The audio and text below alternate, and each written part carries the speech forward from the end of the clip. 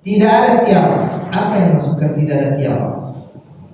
Jangan orang punya anggapan sial. Sial itu ada, bukan gak ada. Sial itu memang ada. Nasib buruk itu memang ada. Tapi jangan sandarkan segala sesuatu keburukan dan kesialan itu dianggap jatuh gara-gara A, gara-gara B, gara-gara C gitu. Sial memang sial, seorang ada saja diuji oleh Allah Subhanahu wa Ta'ala, entah jatuh motornya, entah hilang mobilnya, itu kadang terjadi. Kucingnya tiba-tiba mati, nggak tahu kenapa dan semacamnya. Itu kan bagian dari anggapan sial. Tapi jangan sandarkan bahwasanya oh tadi gara-gara saya begini tuh kayaknya. Nah ini yang nggak boleh begitu. Gara-gara diingatkan istri jangan berpergian, akhirnya itu kecelakaan kan? Ini yang nggak boleh. Padahal istri tahu dari mana bahwasanya suaminya akan celaka, itu tahu dari mana? Nggak ada informasi itu. Kecuali hanya Allah Subhanahu wa Ta'ala yang tahu. Kata istrinya, masalahnya ya, aku tadi dengarkan piring pecah. Perang di dapur, nggak ada tikus, nggak ada cicak, nggak ada apa-apa. Berarti ayah kalau pergian celaka nih. Dan benar terjadi, celaka benar. Akhirnya kata istri kan, sudah aku bilang tadi celaka kan? Insya Allah. Banyak terjadi kasus semacam ini di tengah-tengah masyarakat kita. Tapi kita katakan percaya kepada semacam inilah yang ditolak oleh Rasul Sallallahu Alaihi Wasallam. Bukan masalah celakanya sudah takdir Allah, jelas pasti terjadi, si fulan begini, si fulan begini. Tapi anggapan semacam ini dalam hati kita hindarkan. Nanti kita akan sebutkan bagaimana cara menghindari dari tiara. Karena apa? Kata Rasul Sallallahu Alaihi Wasallam, tidaklah setiap kita yang berarti muslim, kecuali dia akan hinggap di hatinya tiara. Artinya dikit-dikit kita akan ada sangka, dugaan, anggapan, itu sering sekali. Saya kira bukan hanya siapapun, karena kata Rasul dari masa dulu, setiap kita akan punya anggapan sial terhadap sesuatu. Permasalahannya bagaimana mensikapi agar kita tidak jatuh pada sesuatu yang dilarang oleh agama. Tapi nanti di ujung insya Allah kita akan sebutkan. Jadi yang ditolak oleh Rasul SAW adalah anggapan sial terhadap sesuatu yang dilihat, didengar ataupun diketahui itu. Bukan masalah sial yang itu terjadi atau tidak terjadi. Yang ketiga, walahama, juga tidak ada burung hantu. Nah, kalau kita katakan burung hantunya ada, yang ditolak itu bukan tidak ada burung hantunya, punya pemahaman anggapan sial gara-gara burung hantu hinggap di rumahnya, ini yang ditolak. Kalau kita di Indonesia mungkin bukan burung hantunya karena jarang banget burung hantu kelayapan di tengah-tengah kita.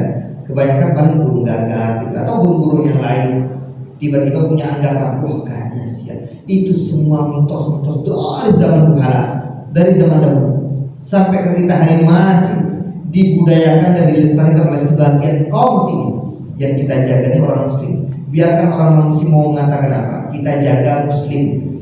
Artinya kalau ada seorang muslimah punya anggapan semacam ini, wah kayaknya sial, kita ingatkan, Mas, Mbak, Pak, Bu, ingatkan. Agama kita melarang punya anggapan sial terhadap sesuatu itu.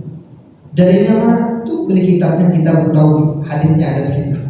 Suruh beli kitabnya. Kalau tidak bisa menjelaskan tentang hadis-hadisnya, suruh beli bukunya. Dijelaskan oleh para ulama, hadis-hadisnya dijelaskan oleh Rasul Sallallahu Alaihi Wasallam. Nah, di sini anggapan burung apapun ini cuma hanya contoh saja, karena di bangsa Arab dulu burung hantu dijadikan sebagai objeknya.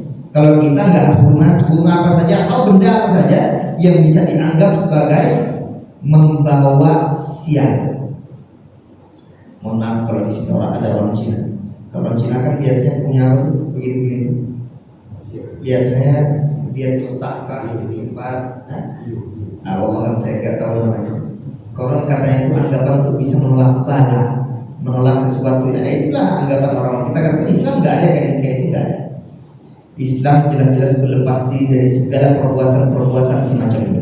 Karena perbuatan semacam ini, Pak, nanti kita akan sebut. Biar saya sebut secara langsung saja, bahwasanya orang percaya dengan perkara-perkara yang tadi kita sudah sebutkan itu, dia mengikis akidahnya, mengikis tauhidnya. Kenapa bisa mengikis tauhid dan akidah? Artinya bermasalah dengan akidahnya. Karena tidak lepas dari dua hal yang dijelaskan oleh Syekh Shalih Al Fauzan, Syekh Muhammad bin Shalih Al Utsaimin dan ulama-ulama yang menjelaskan mengikis seorang muslim dari sisi akidahnya, tapi kis sedikit demi sedikit. Apa yang dijatuhkan pada diri seorang muslim dari sisi akidahnya? Yang pertama, kalau orang percaya dengan tadi mitos-mitos tadi itu ya, tatoyur tadi, tiarah tadi, anggapan sial tadi, dia telah bersandar kepada selain Allah. Dia tawakal kepada selain Allah. Padahal kalau bertawakal kemana? Kepada Allah. Coba lihat, otomatis ini bermasalah dengan akidah, karena dia tawakalnya kepada benda itu. Wah, kalau begini aku akan begini nanti. Kalau aku begitu aku akan begitu, dan seterusnya. Kalau aku terus melanjutkan perjalanan, celaka gara-gara tadi itu. Kalau nggak melanjutkan, kayaknya aku tenang-tenang saja. Padahal bisa jadi malah di dalam rumah dia akan celaka. Kita nggak tahu. Nah, karena tidak boleh bersandar kepada selain Allah. Ini satu. Yang kedua, sudah bersandarnya nggak logis lagi. Maksudnya nggak masuk akal. Sesuatu yang khurafat, takhayul, angan-angan, anggapan-anggapan belaka yang jelas-jelas belum tentu benar.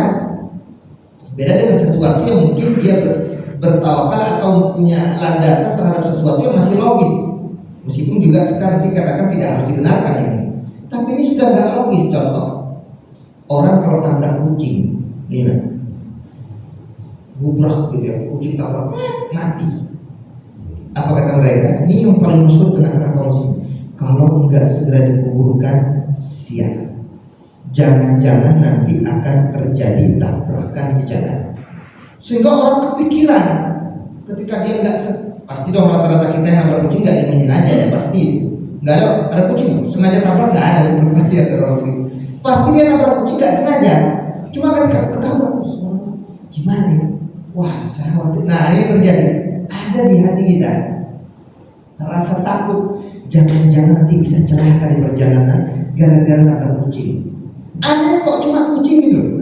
Kalau dia nabrak tikus, tikus santai. Nabrak semut santai. Tapi kalau nabrak kucing, dari mana pemahaman ini? Wallahu a'lam bishawab. Ini mitos lagi, ini mitos. Tatayur, dia punya anggapan siap. Kalau kucing yang ditabrak, malah kalau nabrak orang sekalian dia masih santai. Nabrak kucing lebih takut daripada nabrak orang. Ini kesalahan fatal. Sehingga dia buru-buru untuk menguburkan. Kalau buru-buru menguburkan karena dia kasihannya, bukan karena merasa sialnya, tidak ada masalah, itu benar.